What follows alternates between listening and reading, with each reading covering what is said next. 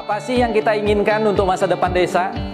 Warga desa yang sehat, pendidikan yang berkualitas, pendapatan yang meningkat dan merata, lingkungan desa yang tetap lestari, desa aman, nyaman, dan damai berkeadilan. adat dan budaya desa terlindungi. Semua itu adalah cita-cita kita bersama melalui SDGs Desa. bergabung dengan seluruh warga Sebi. Melangkah maju, mewujudkan cita-cita bersama. Desa-desa di Indonesia telah menapaki kemajuan. Butuh kebayaan yang tetap terjaga. Fasilitas di desa semakin baik, pendidikan dasar mencukupi. Akan tetap kita tidak boleh lengah, sebab masih banyak tantangan yang menghadapi. pengangguran pemuda desa. Harus diatasi. Penurunan kemiskinan desa harus lebih cepat lagi. Kebakaran hutan harus dihentikan. Kekerasan terhadap perempuan harus dihilangkan. Pekerjaan-pekerjaan yang belum usai ini. Kini harus kita tuntaskan. Jadi, mari berdiri. Mari berdiri. Mari berdiri sebaris, berjajar bergandengan tangan, Holobes kuntul baris, Mewujudkan cita-cita kita bersama. dan pastikan Tidak ada satupun warga desa yang tertinggal di belakang.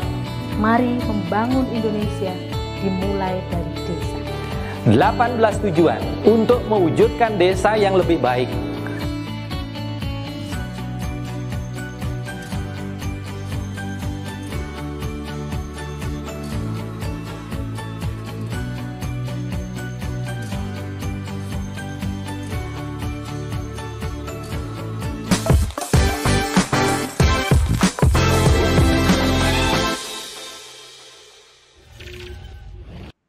Salam bahagia kerabat desa Indonesia, selamat pagi, salam berdiri sebaris, holobes kontrol baris, salam SDGs desa. Pagi ini sarapan SDGs kita ingin mendengar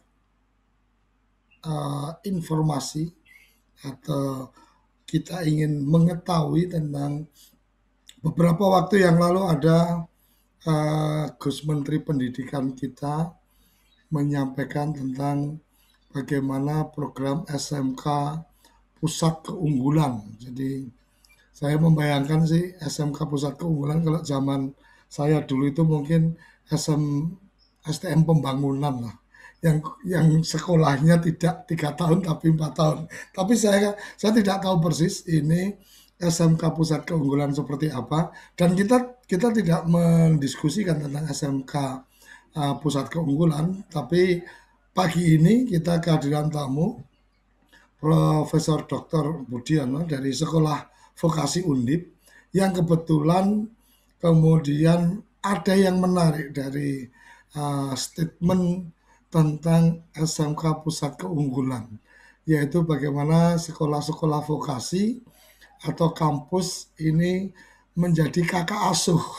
Jadi bukan bapak asuh tapi kakak asuh. Ini sekilas yang saya sempat ikuti, dan kita ingin mencoba mengetahui sebenarnya ada nggak sih kaitannya ketika kemudian SMK, karena ini sekolah kejuruan, kemudian ada kakak asuhnya, kemudian punya dampak terhadap kesiapan tenaga kerja untuk kemudian kembali bekerja ke desa. Karena kalau kesiapan tenaga kerja untuk kembali untuk jadi buruh-buruh di perkotaan dan seterusnya, kayaknya juga kembali menyedihkan juga kan gitu. Oke, kita sapa, ini sudah bergabung Profesor Budiono. Selamat pagi, Prof. Selamat pagi, Assalamualaikum, sehat selalu. Waalaikumsalam, terima kasih. Ini ada Prof. Yoyon juga, penasihat Menteri Desa kita, Prof. Budiono. Waalaikumsalam. Pak Budiono. Prof. Yoyon. Berkolaborasi. Oke, Prof. Budiono, mungkin kita pengen mendapatkan gambaran ini tentang sekilas SMK Pusat Keunggulan, karena saya yakin karena posisi sebagai sekolah vokasi pasti kemudian akan sangat mencermati statement atau kebijakan-kebijakan tentang SMK, apalagi SMK keunggulan, karena kan vokasi kan dekatnya dengan apa yang terapan-terapan dan seterusnya. Monggo, Prof. Makasih. Assalamualaikum warahmatullahi wabarakatuh.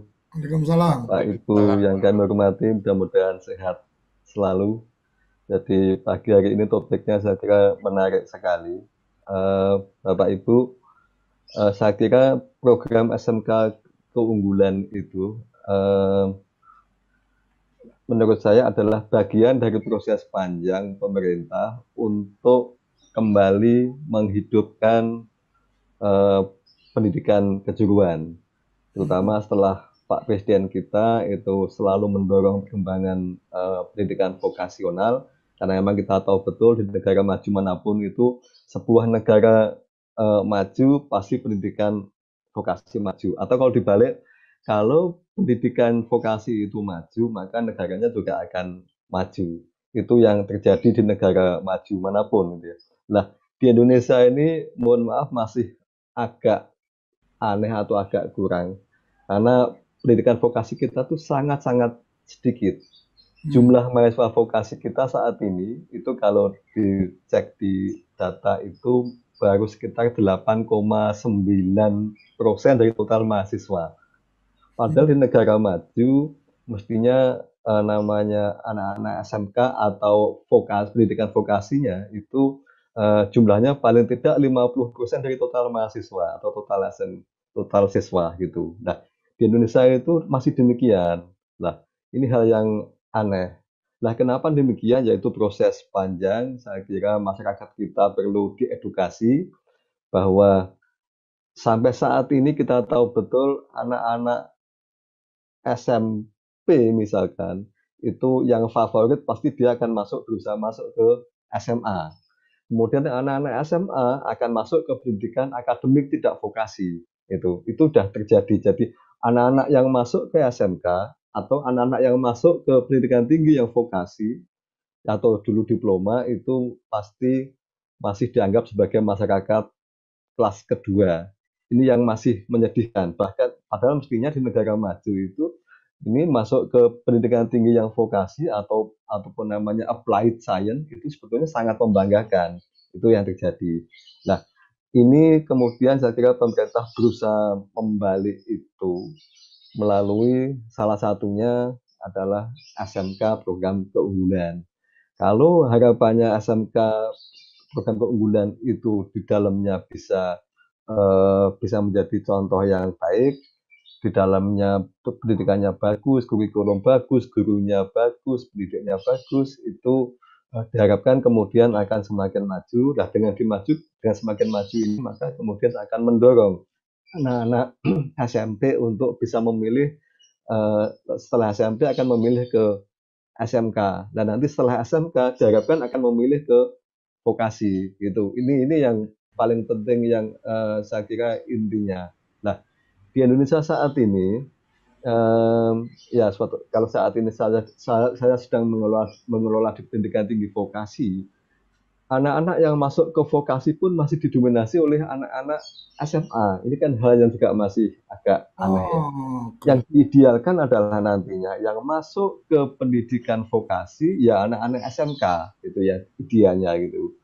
Ya, lah saat ini di masyarakat kita anak-anak SMK itu juga mindset karena tadi kebanyakan juga kelas kedua, ekonominya juga kebanyakan kelas kedua, IQ-nya juga kelas kedua, maka bahkan mereka itu tidak terbayang sama sekali untuk studi lanjut. Ini juga masih memprihatinkan. Padahal SMK itu mestinya ya ada 3 jalur ya setelah lulus itu, yang sering kita sebut dengan BMW ya. Setelah lulus SMK itu mau bekerja, M-nya atau melanjutkan, W-nya atau wirausaha. Nah, mestinya bagi anak-anak SMK itu juga terbuka lebar untuk melanjutkan. Nah, dengan SMK TK ini diharapkan karena hubungan dengan kampus juga semakin bagus, harapannya nanti kemudian anak-anak SMK juga terbuka wawasannya. Kalau saya setelah lulus SMK kemudian tidak Kalau saya tidak ingin bekerja dulu, maka saya akan melanjutkan. Nah, kalau saya akan melanjutkan, maka akan masuk ke pendidikan vokasi. Nah, ini yang kemudian dengan SMK PK dan kakak asuh ini, dia sudah punya bayangan, karena dekat dengan kakaknya, maka ya sudah, nanti saya setelah lulus SMK, saya akan masuk ke kakak pendidikan tinggi kakak asuh saya. Itu yang menjadi salah satu bagian dari keuntungannya. Nah, kemudian harapannya kalau SMK ini semakin maju, pendidikan vokasi juga semakin maju, maka bangsa juga akan maju. Di saat yang sama sudah otomatis akan ada perbaikan, kecepatan, peningkatan kesejahteraan masyarakat. Itu demikian Mas Suryo. Jadi kita ketahui bersama bahwa lompatan perubahan ekonomi itu paling cepat pasti melalui jalur pendidikan. Jadi kalau kita ingin melompat perubahan ekonomi secara cepat, itu yang paling cepat melalui jalur pendidikan. Nah, saat ini kita sedang membenahi pendidikan kejuruan atau vokasi.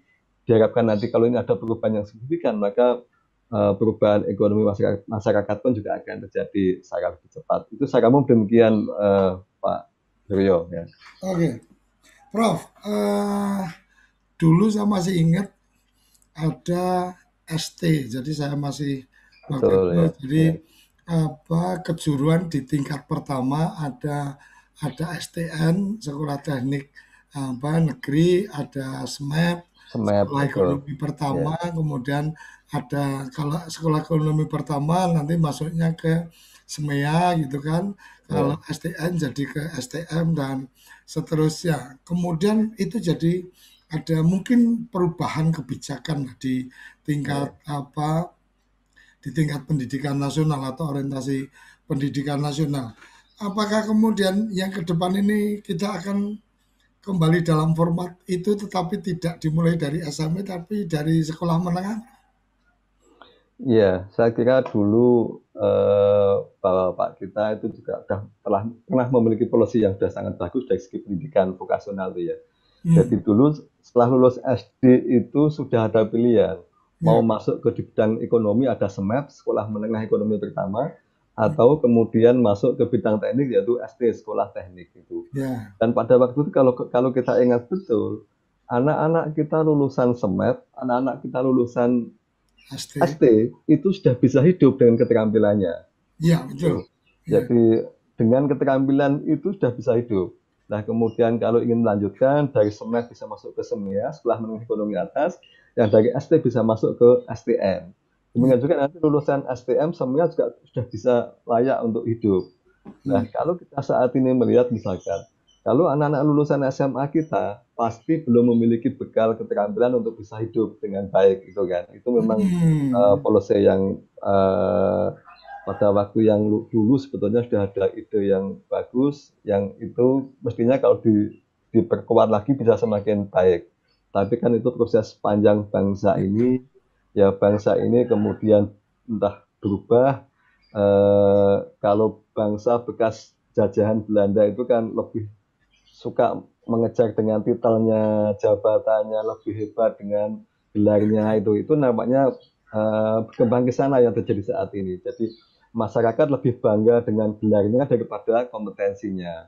Kemudian kalau calon mertua pun ya sama, kalau mau memilih menantu dipilih yang gelarnya apa gitu ya. Kalau hanya D3 nanti dulu gitu ya. Itu. Jadi kalau ahli ADM atau sarjana itu beda gitu ya. Ya, betul, itu yang menjadi. Nah, kemudian sebetulnya setelah itu kan waktu itu ada program wajib belajar 9 tahun. Saya kira tidak masalah, cuma kemudian setelah SMP itu memang kemudian anak-anak diberi 2 jalur, yaitu jalur akademik ataupun jalur kejuruan. Nah, ini yang saya kira saat ini sedang dibenahi oleh pemerintah. Jalur kejuruan ini itu harus menjadi sebuah alternatif untuk perbaikan bangsa. Generasi unggul harus menjadi alternatif melalui SMK pendidikan kejuruan ini.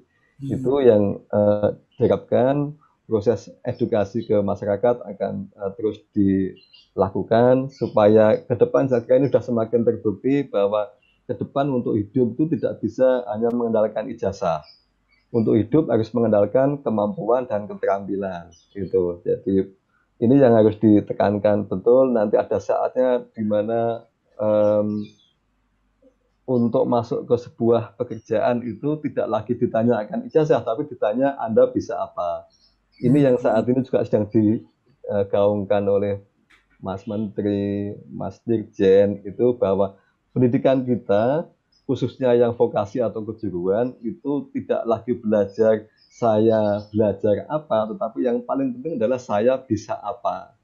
Itu. Dan setelah saya bisa apa itu insya Allah kemudian bisa untuk menapak kehidupan dengan baik, mendapat perbaikan ekonomi yang lebih baik lagi dan lebih sejahtera. Demikian secara umum, Pak. Prof, kita kembali ke bagaimana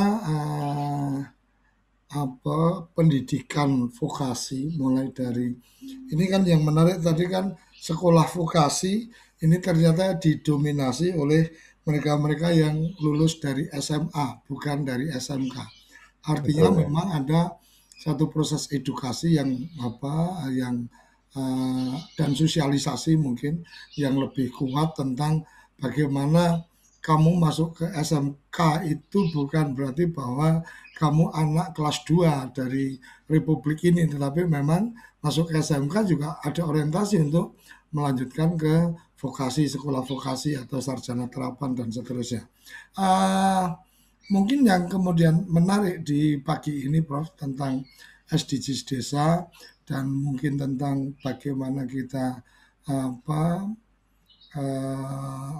berpikir atau mencoba mencari sesuatu untuk percepatan kesejahteraan masyarakat desa.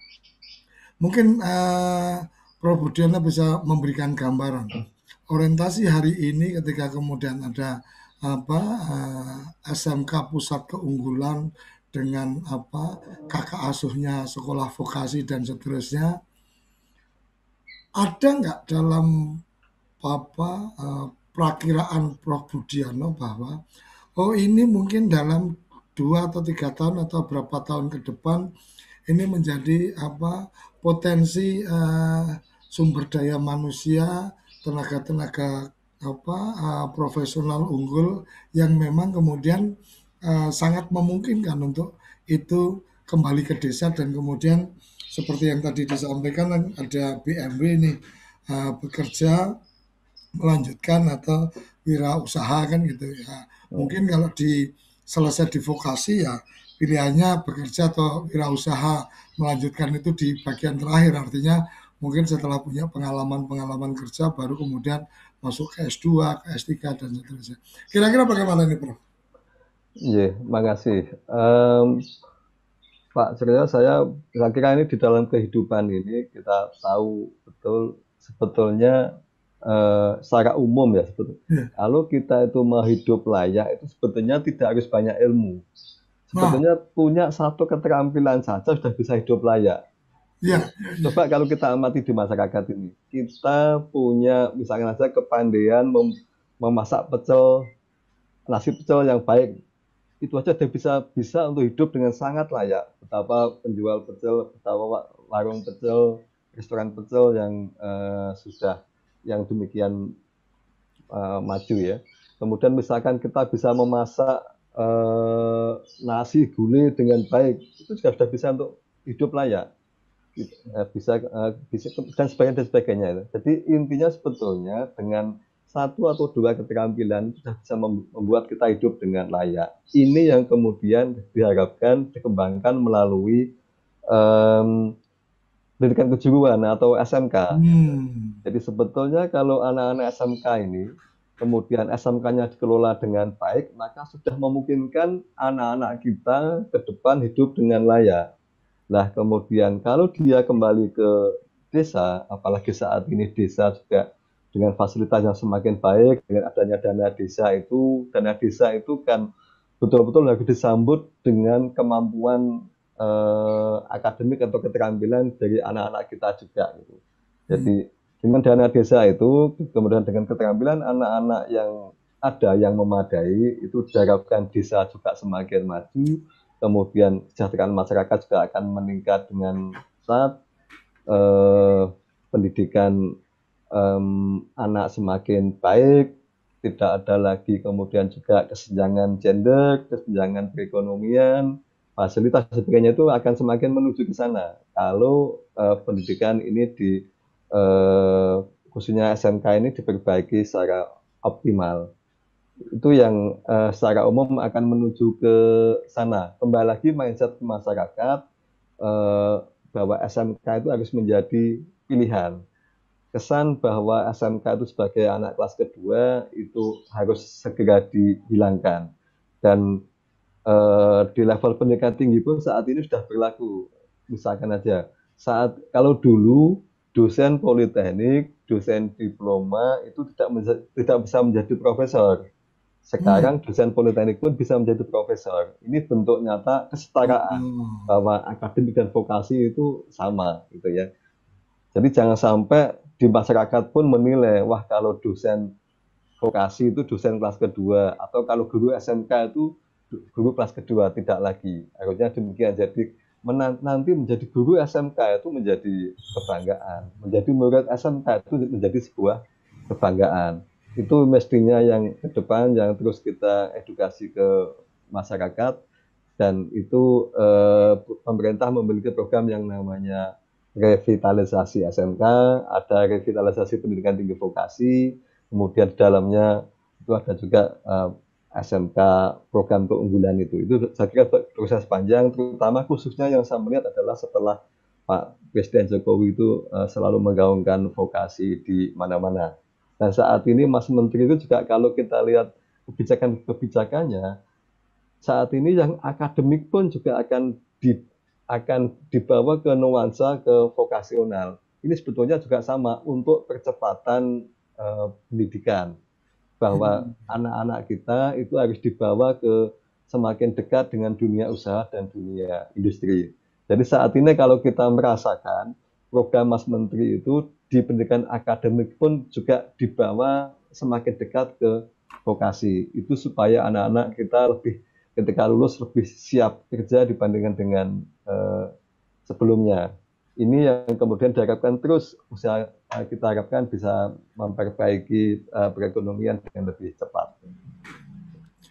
Oke, jadi ini yang menjadi tantangannya memang kemudian bagaimana menempatkan pendidikan vokasi, atau kalau di level setelah wajib belajar 9 tahun berarti ketika sekolah menengah atas atau selesai SMP, maka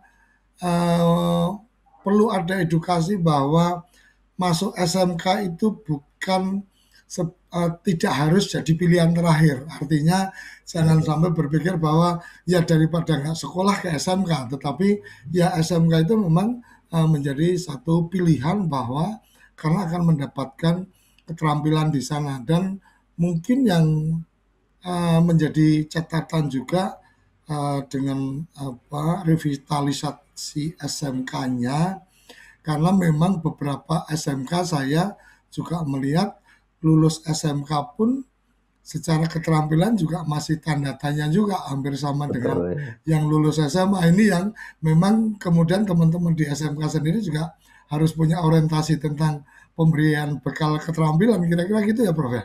Iya, betul. Jadi ini terjadi baik di level kejuruan maupun di level pendidikan tinggi.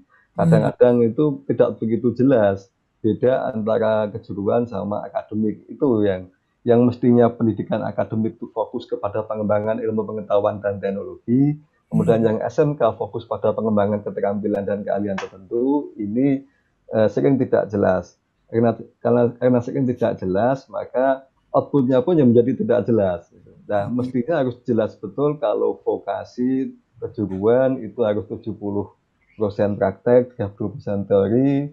Nanti dari sini kemudian dengan prinsip ini maka mahasiswa atau siswa juga menjadi lebih siap kerja. Jadi saya sering memakai filosofis bahwa kalau di kejuruan atau vokasi itu 70% praktek, 30% teori, itu maknanya adalah bahwa ilmu yang dimiliki oleh anak-anak SMK, keterampilan yang dimiliki oleh anak-anak SMK atau anak-anak vokasi itu betul-betul mencerminkan siap kerja. Sebab teorinya 30%, prakteknya 70%. Gampangannya saja Mas Suryo itu ilmu yang kita dapatkan harus bisa langsung diamalkan, bermanfaat untuk masyarakat secara umum. Itu filosofi pendidikan vokasi yang saya pahami dan saya pakai gitu. Artinya memang dalam konsep pembelajaran itu kan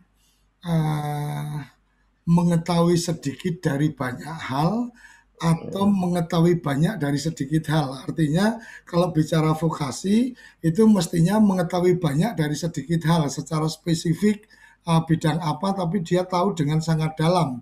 Tapi kalau mungkin di teman-teman yang di luar vokasi itu lebih pada mengetahui banyak dengan sedikit hal. Artinya ini tahu, tapi detailnya tidak terlalu dalam. Tapi kalau dari vokasi memang harus sangat dalam bahwa mengetahui tentang teknologi terapan ini, dia tidak perlu banyak pengetahuan yang lain, tapi salah satu pengetahuan itu dia sangat menguasai. Kira-kira gitu ya, Prof? Ya, bisa saja Mas Suryo. Karena kan memang antara profesional sama manajernya kan beda. Manajernya harus berpikir banyak hal, kalau profesional ya di bidang apa dia harus kuasai betul. Prof, mungkin saya ingin tanyakan ketika kemudian ada konsep kakak asuh dari vokasi ke SMK. Itu konsepsinya seperti apa nih, Prof? Bisa jadi mungkin SMK di daerah-daerah pengen juga nih untuk kemudian diberikan artinya binaan untuk kemudian bagaimana mengembangkan sekolahnya dan seterusnya. Karena salah satu yang sempat saya lihat di daerah Kerawang kalau nggak salah, itu ada SMK swasta yang kemudian dia malah punya peralatan-peralatan praktek untuk otomotif yang sangat luar biasa, karena SMK itu bekerja sama dengan industri otomotif industri rakitan otomotif, sehingga kemudian saya melihatnya ini menarik. Jadi di SMK itu menjadi semacam balai diklatnya dari si industri kan. Kalau mereka masuk, mereka kemudian di-guidance untuk kemudian ketika kamu lulus dari situ, kalau mau kerja di industri perakitan otomotif itu, maka sebenarnya leveling untuk pelatihan ke pekerja barunya jadi lebih pendek karena memang dasar-dasarnya udah diberikan oleh sekolah. Nah, sekarang ketika vokasi atau kampus menjadi kakak asuh dari SMK pusat unggulan ini, atau mungkin bisa juga dengan SMK-SMK yang lain, itu caranya atau kolaborasinya sebenarnya seperti apa, Bro? Jadi ini program kakak asuh SMK-PK ini sebetulnya adalah program yang saling menguntungkan. Kita pahami bersama sebetulnya ada SMK yang sangat maju peralatannya, tetapi mungkin pendaya gunaan belum optimal. Kemudian ada juga kampus itu walaupun itu vokasi, tapi juga fasilitasnya juga masih kurang. Itu juga kita tahu bersama karena kita juga rentangnya di Indonesia sangat luas. Nah, itu sebetulnya pembina itu tidak harus lebih hebat. Bisa saja di SMK itu alat-alatnya yang sudah sangat advance, kemudian kampusnya belum advance, tapi mungkin kampus juga memiliki SDM yang bagus. Nah, SDM yang bagus, kemudian juga kampus memiliki link industri yang juga bagus juga. Nah, ini yang kemudian ditemukan. Tetap apapun nanti adalah ujungnya tetap anak-anak itu siap kerja, atau kemudian melanjutkan, atau kemudian menjadi wirausaha. Ini yang tetap 3 goal ini harus diperkuat, yaitu antara SMK dan pendidikan tingginya itu sama-sama saling menguatkan. Dan Pak Dirjen Diksi pun, kampus ketika membina juga bisa mengajukan pendanaan itu. Jadi misalnya saja untuk membina SMK tertentu masih dibutuhkan peralatan tertentu yang mungkin sama-sama belum punya, itu kampus bisa mengajukan juga ke Pak Dirjen Diksi untuk pembelian peralatan dan sejenisnya, sehingga nanti sekaligus juga kampus mendapat fasilitas untuk lebih maju lagi. Jadi ini antara SMK dan kampus dengan SMK-PK ini sama-sama untuk bisa maju lebih kencang, lebih cepat. Itu yang terjadi selama ini. Nah, kalau kebalikannya sudah tentu bisa, misalkan SMK-nya memang belum begitu maju, kemudian dibina oleh kampus yang sudah sangat maju, ya sudah tentu lebih bagus lagi. Tapi intinya ini adalah saling sinergi, menambah keunggulan, menambah kemajuan dari masing-masing lembaga. Itu sehingga dengan demikian maka ya kembali lagi ke kemajuan pendidikan vokasi akan semakin lebih cepat lagi, itu Mas. Artinya ini kakak adik bisa saling bersinergi ya Mas. Saling sinergi, betul ya. Artinya ketika oke, ternyata kita pengen ada sesuatu seperti ini dan seterusnya, kakaknya punya tenaga ahlinya dan seterusnya, tapi kok masih ada kurang alat ini, karena majunya berdua kakak sama adik jadi akan lebih memudahkan untuk mendapatkan support, kira-kira kayak gitu ya. Betul ya. Jadi nanti intinya antara SMK, kemudian kampus, kemudian plus ditemukan dengan industri atau dunia usaha. Tiganya ini harus ketemu dengan baik. Nah, ketika ketemu dengan baik ini bisa merumuskan segala sesuatunya, mulai dari kurikulumnya bagaimana, bahkan mulai dari sampai penerimaan anak didiknya seperti apa, kurikulumnya seperti apa, nanti kemudian bagaimana proses magangnya, kemudian bagaimana proses pelatihannya. Jadi pelatihan nanti itu baik pelatihan guru, dosen pun ya boleh dapat pelatihan, bisa mendapat pelatihan dari industrinya. Itu. Kemudian juga bagaimana tadi proses magang. Bahkan kemudian terakhir adalah bagaimana proses rekrutmen pegawai. Gitu. Kalau antara SMK, kampus, dan industri itu bisa ditemukan dengan baik, maka link and match itu bisa terjadi secara maksimal. Yang ujungnya adalah penerimaan pegawai pun akan lebih mudah dan lebih cepat. Dan yang paling penting juga adalah industri atau dunia usaha juga akan mendapatkan input pegawai yang memang memadai. Dan kemudian tidak perlu lagi pelatihan atau training, sebab dari awal sudah didesain dari sejak kurikulum itu industri sudah nanti siap menerima mahasiswa magang atau anak siswa magang, sehingga begitu lulus ya sudah langsung kerja di situ. Gitu. Jadi ini betul-betul saling menguntungkan antara dunia usaha, SMK, dan kampusnya. Iya. Itu Mas Rio. Ya.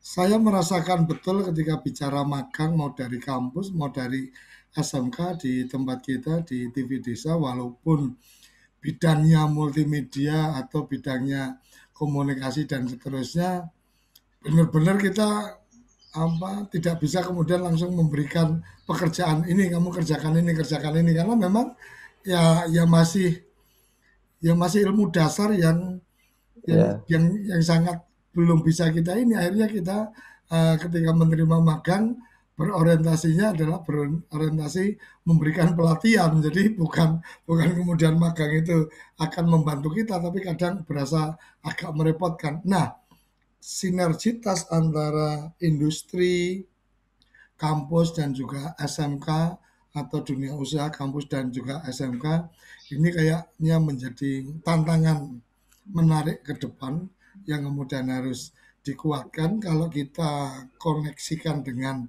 desa, mungkin ya mapping yang dilakukan oleh Kementerian Desa, oh ini potensinya desa atau kawasan ini adalah ini, potensinya ini, dan seterusnya. Nah, koneksi antara SMK, kampus, dan industri juga bisa dikembangkan berbasis pada potensi-potensi yang ada di wilayah itu. Kira-kira yang kebayang di saya seperti itu, karena ini sudah di pertengahan acara, dan terima kasih Gus Ivan sudah bergabung. Kita akan jeda dulu sesaat untuk kemudian melanjutkan membincangkan tentang bagaimana SMK, kampus, dan peluang percepatan kesejahteraan di desa. Jangan kemana-mana, tetap di Sarapan SDGs Desa. Oke, kembali di Sarapan SDGs Desa. Teman-teman di channel YouTube, pemirsa setia, Mbak Parti Geni Langit, Mbak Eti, Tengku Khairul, Mas Giono, ada Mas Cokro Yudo, ada Mas Yatno, ini Mbak Parti Geni Langit, alumni pondok, tempat banyak terjun ke pengabdian daerah, alumni akademis, justru meninggalkan desa. Oke, ini satu sapaan teguran. Oke, Prof Budi ini sudah bergabung bersama kita, Pak Gus Ivanovic Agusta, yang beliau adalah Kapus Datin Kementerian Desa. Jadi data-data tentang desa, potensi desa, mungkin potensi industri yang bisa dikembangkan di desa seterusnya seperti apa. Dan saya khawatir juga ini jangan-jangan di Pusdatin juga ada data juga nih, di desa-desa itu ada SMK-nya apa enggak dan seterusnya. Kalau sampai ada data-data itu bisa langsung dikolaborasi, bersinergi dengan kampus terdekat dan kemudian dengan industri yang sesuai dan seterusnya. Kira-kira bayangan saya seperti itu, karena Gus Ivan ini kadang-kadang bukan kadang-kadang, ini sangat visioner. Jadi tahu-tahu kita belum berpikir ke sana, ini sudah menyiapkan datanya dan seterusnya. Silakan Gus Ivan. Terima kasih Gus Koco. Dan Prof Budi, terima kasih. Juga tadi sempat disinggung Mbah Lurah Geni Langit itu sepenuhnya benar itu. Jadi ini yang menarik begini Gus Koco, kerabat desa sekalian. Jadi ini minggu-minggu pertama Gus Menteri menjabat sebagai Menteri Desa itu, yang dibicarakan itu adalah edukasi desa.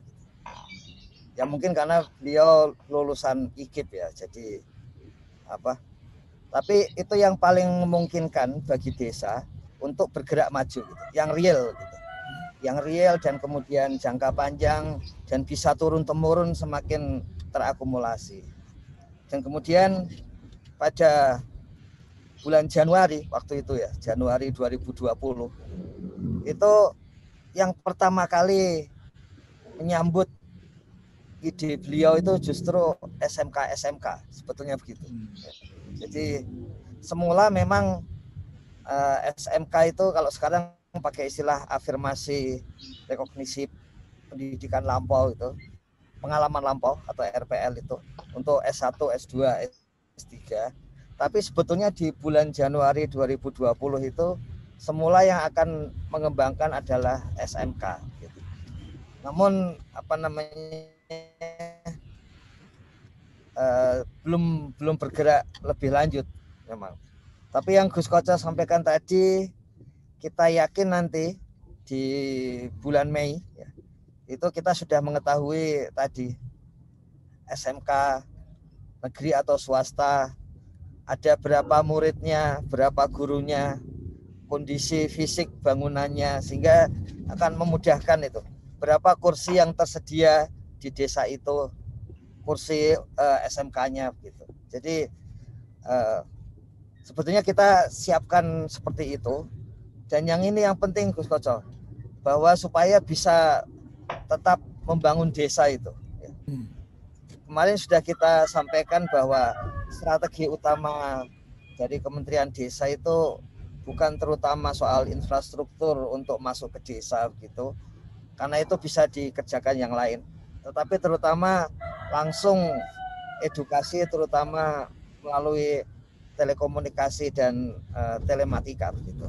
Jadi kita akan gunakan itu, dan saya kira memang kemarin SMK itu ya, itu menjadi bagian penting.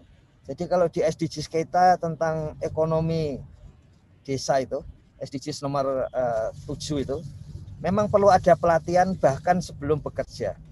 Sehingga kemarin memang sudah ada rancangan awal untuk bekerja sama dengan Kemenaker, menggerakkan seluruh BLK dan mengembangkan cabang-cabang BLK di masing-masing desa yang dibutuhkan gitu.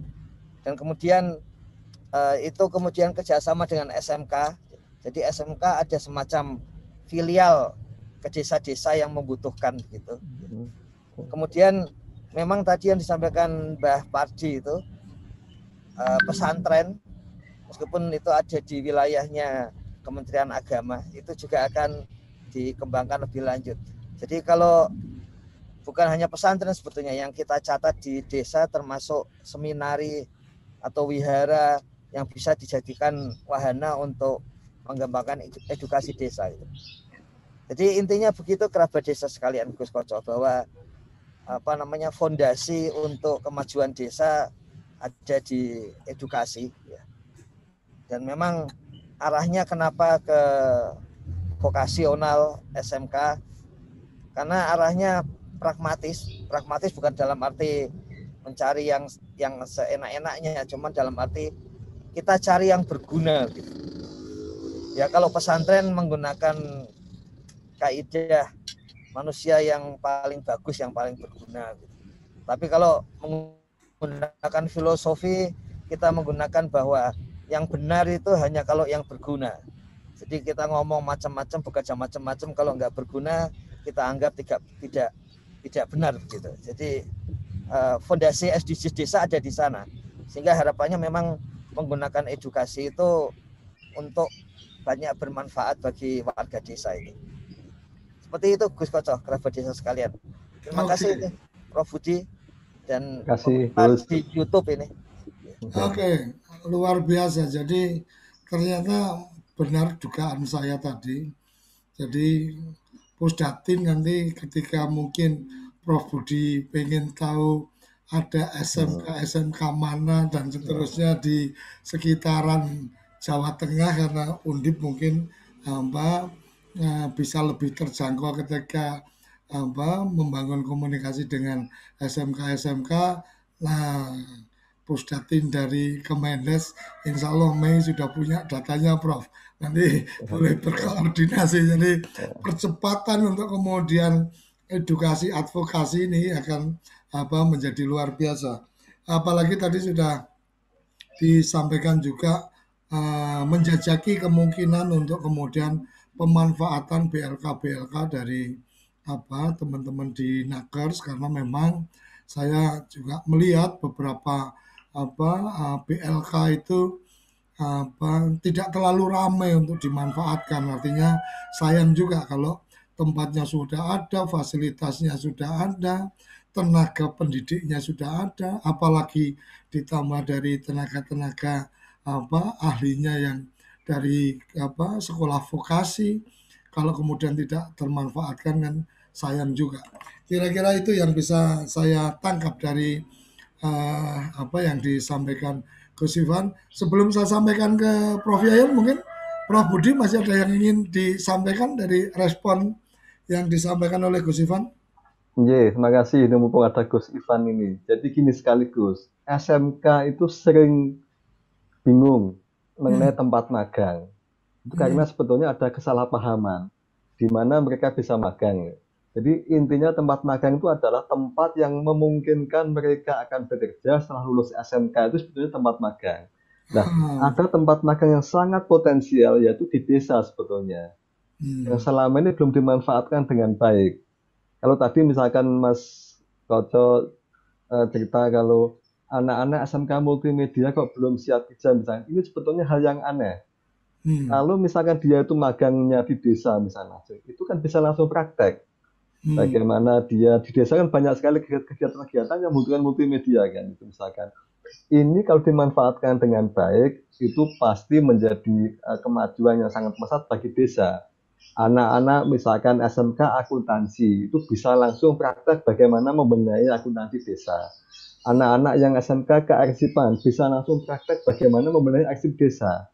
Anak-anak yang misalkan bidangnya teknik sipil, bangunan, bisa langsung praktek bagaimana memanfaatkan membangun di desa itu, kemudian include dengan dana desa ketika membangun infrastruktur. Jadi ini percepatan sangat signifikan bila menjadikan desa sekaligus sebagai tempat magang. Nah, sekaligus ini memang butuh wawasan bagi aparat desa, bahwa anak-anak SMK yang magang di desa harus dimanfaatkan, diberdayakan dengan sebaik mungkin. Nah, ini kebanyakan belum siap aparat desa itu. Belum siap untuk mengarahkan anak-anak SMK ketika magang. Nah, untuk itu maka sering terjadi anak-anak SMK magang mungkin hanya hanya dilepas begitu saja tanpa mendapatkan sesuatu, kemudian juga tanpa bermanfaat bagi desa. Mungkin demikian Gus, mumpung ketemu ada Gibran ini. Ini luar biasa. Jadi bagaimana magang itu bisa dilakukan di desa, baik di kantor desa maupun di tempat-tempat usaha di desa. Jadi salah satu yang kemarin sempat saya dapatkan adalah anak SMK magang di tempat perakitan untuk listrik, dan karena memang dia jurusannya listrik, kemudian di situ kemudian memang sepertinya secara tidak langsung tempat magangnya itu juga sudah memprepare yang anak-anak magangnya memang kualitasnya bagus atau punya etos kerja bagus dan seterusnya, sudah ada sinyal untuk ditawarin untuk kemudian bekerja di tempat itu. Artinya yang seperti Prof. Budiono tadi sampaikan, tempat magang itu adalah tempat untuk kemudian ada potensi dia bekerja di situ karena memang ada keterampilan-keterampilan awal yang sudah dimiliki. Oke, luar biasa. Terima kasih Prof. Pencerahannya. Jadi tidak hanya aparat desa, tetapi juga pengusaha-pengusaha desa juga bisa berorientasi dalam konsep yang seperti itu. Kira-kira seperti itu. Prof. Yayan, monggo sebagai bagian yang kemudian membuat catatan benang merahnya. Ya, Assalamualaikum warahmatullahi wabarakatuh. Matur nuwun Budiono, informasi yang sangat bagus. Saya dua hal yang ingin saya sampaikan. Satu, level kebijakannya. Dua, masalah di praktisnya. Vokasi itu sekarang menurut saya itu sudah masuk, kalau saya boleh menyebut dengan istilah itu adalah di Indonesia itu gelombang keempat, kalau saya boleh menyebut begitu ya. Satu yang zaman dulu ada STM, SMEA, SMEP dan sebagainya. Tahun 60-an sampai. Kemudian dari situ Orde Baru muncul yang namanya STM pembangunan. Di Indonesia dibangun STM pembangunan banyak sekali dengan biaya yang sangat mahal, dengan peralatan yang sangat canggih. Ya, saya tahu persis, saya melihat yang STM pembangunan di Jogja itu. Apa yang terjadi? Yang terjadi mesinnya canggih-canggih yang di sekolahnya itu, di STM-nya itu, tapi di industrinya nggak ada, belum ada pada waktu itu. Jadi keterampilan yang sudah diperoleh di sekolah itu di lapangan tidak terpakai karena beda alat dan macam-macam. Yang itu yang kedua, STM pembangunan. Yang ketiga, Menteri Warkiman itu link and match. Gitu. Ya, membentuk SMK banyak sekali, ribuan itu SMK dengan dana yang sangat besar. Ya, tuh. Ganti menteri, ganti lagi. Ya. Pak Presiden Jokowi, setahu saya di media massa, beliau ke Jerman, pulang dari Jerman, penting pendidikan vokasi. Setelah melihat Jerman. Gitu. Maka kemudian ada alokasi yang sangat luar biasa tentang SMK. Di perguruan tinggi 20 tahunan yang lalu mungkin ada 10 politeknik, termasuk politeknik Undip. 10 politeknik. Saya lihat yang Hasanuddin, yang Polman, yang ITB, saya lihat semua. Ya.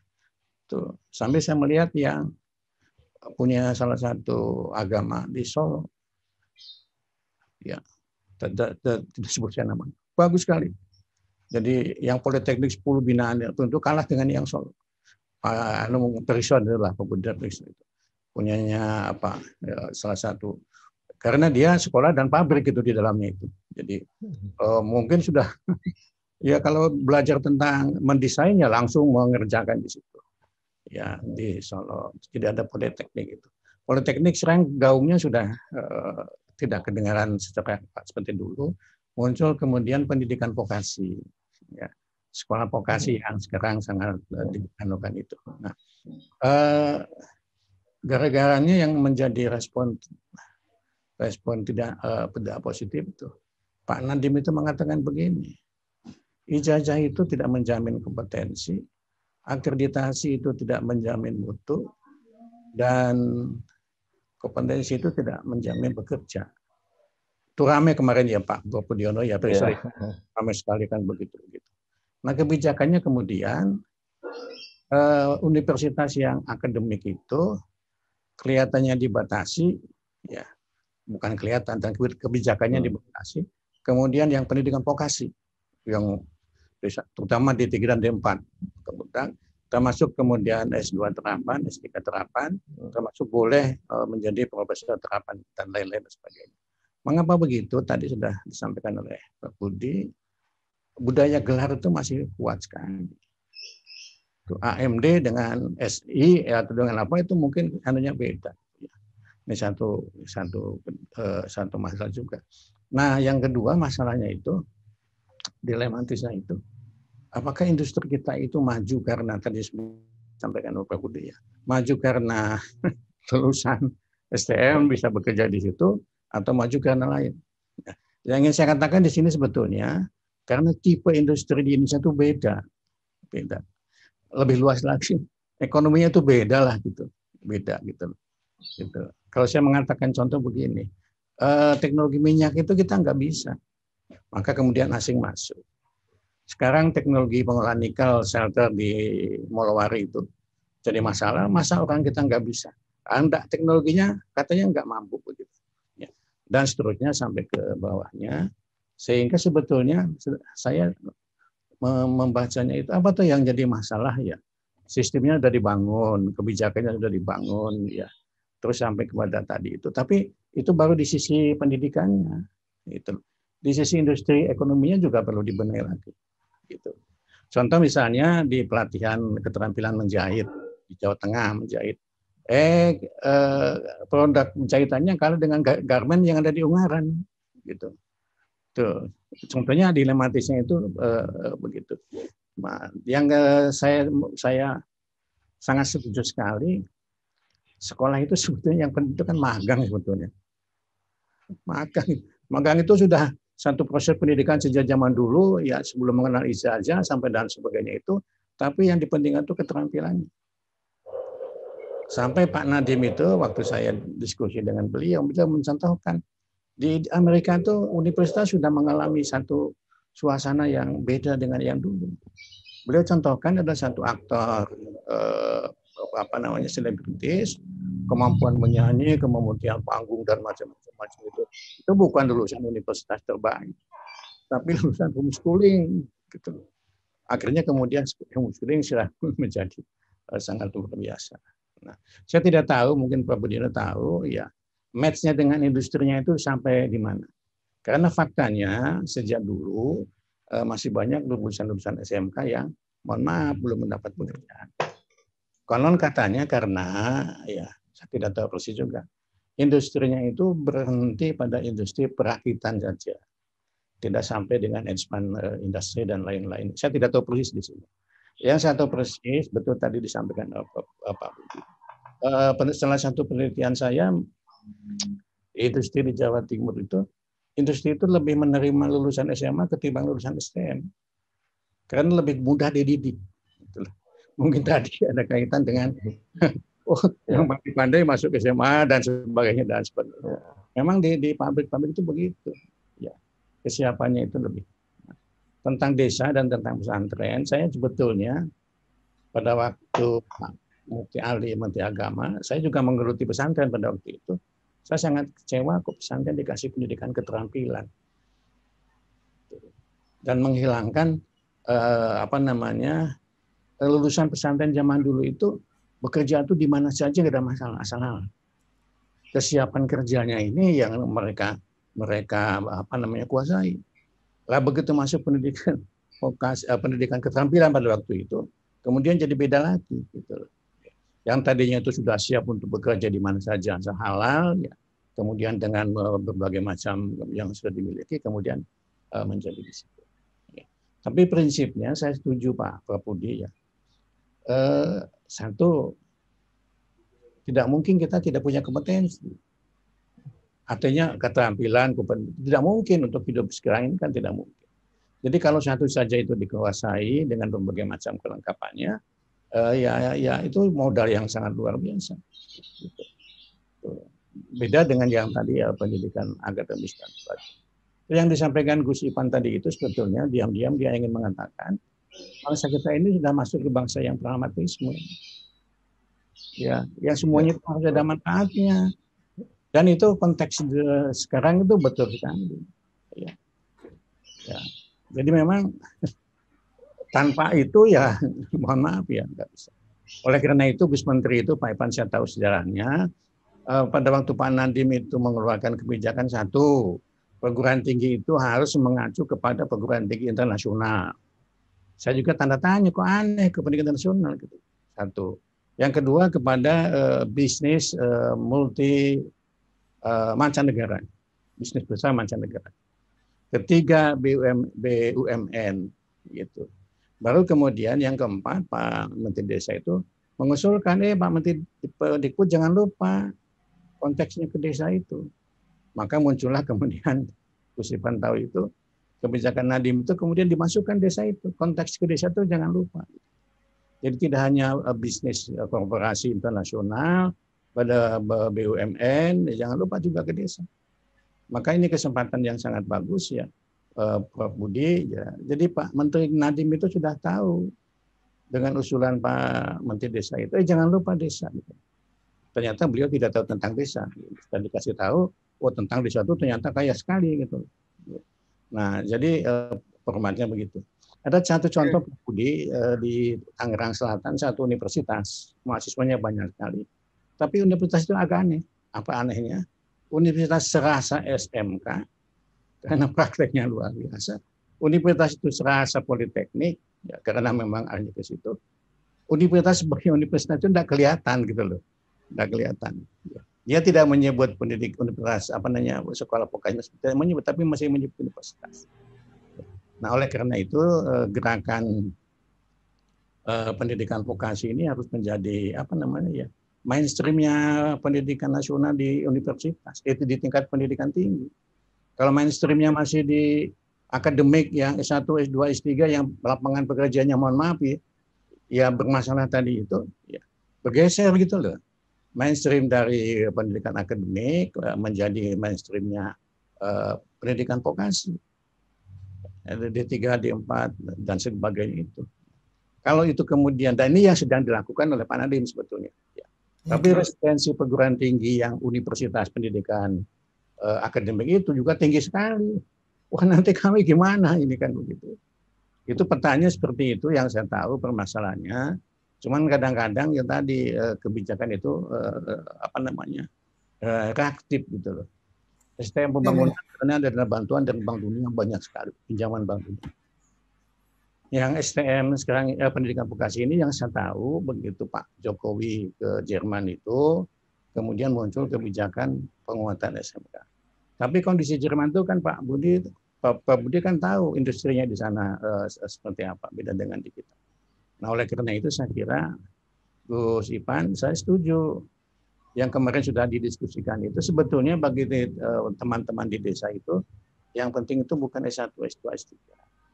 Tapi keterampilan vokasionalnya, D3, D4, tapi dihargai. Kemudian yang memiliki status sosial atau yang tadi itu gitu. Oke, Prof. Ya, itu saya kira catatan saya. Ya. Terima kasih Gus Baca. Prof Budi matur nuwun lho. Saya dapat Gus Ivan mencerahkan matur nuwun. Nggih, matur nuwun. Oke, terima kasih. Luar biasa. Jadi ada bagian yang menarik memang ketika kemudian kita mendiskusikan ini, ada bagian-bagian yang sepertinya juga perlu kita urai bersama-sama. Ada SMK yang mungkin tidak sesuai dengan apa yang ada di lingkungannya, ketika lingkungan pertanian, kemudian lingkungan perkebunan dan seterusnya, tapi SMK-nya tidak ada SMK tentang pertanian, SMK tentang perkebunan atau apa dan seterusnya.